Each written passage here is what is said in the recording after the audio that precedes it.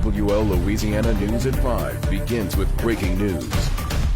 In a story we first broke on WWLTV.com, a federal immigration judge ruled Columbia grad student Mahmoud Khalil can be deported. He was arrested during a pro-Palestinian demonstration, and then he was transferred to an ICE facility here in Louisiana. And Sharice Gibson was the only local reporter in that courtroom in Gina when the ruling came down this afternoon. She's joining us live now with the very latest on this hot case. Sharice?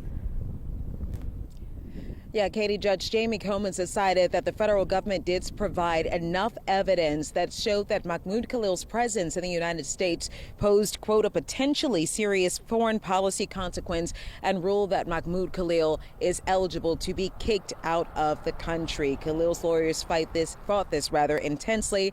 His lawyers submitted 100 pages, apparently, of additional evidence during today's proceedings. They also called for Marco Rubio to be subpoenaed and to be given more time to sift through the evidence, which they now say DHS added 100 additional pages. Of course, that is in addition to those 2-page memos that we sent to you a little bit earlier this week. DHS presented no additional arguments or any evidence in this case outside of the original allegations, and say they are, quote, not required to give more evidence based on Marco Rubio's personal determination. Now, throughout this hearing, Judge Jamie Coleman seemed combative almost with Khalil's attorneys, more specifically Mark Vanderhoot.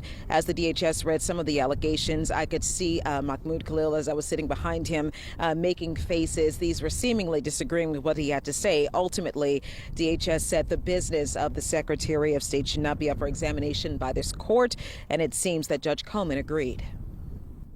The courtroom we just left tells a damning story. The federal government has failed to present even a shred of evidence against Mahmoud, yet they still plan to deport him. Why?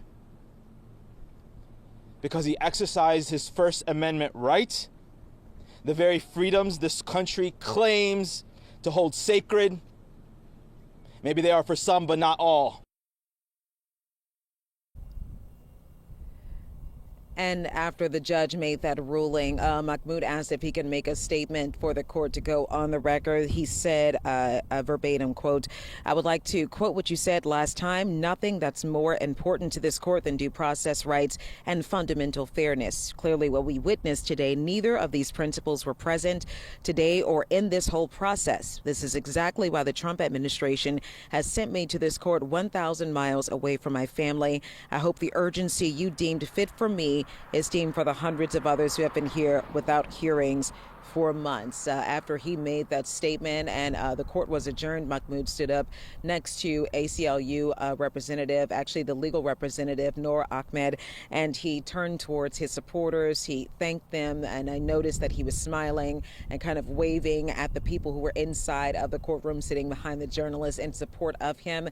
There were some tears inside of the courtroom from some of his supporters, and he seemed to give some sort of nod to give some reassurance that he was going to be okay. Now, Khalil's lawyers now have until April 23rd, that is to do that appeals process, and of course to present more evidence to stop his deportation, for relief of evidence to stop his deportation. But in the meantime, remember, he still has a federal case that is in federal court in New Jersey, and Khalil will temporarily have that deportation on hold until he can face a federal judge in that case. Katie? All right, so much more to come on this. Thanks so much, Sharice.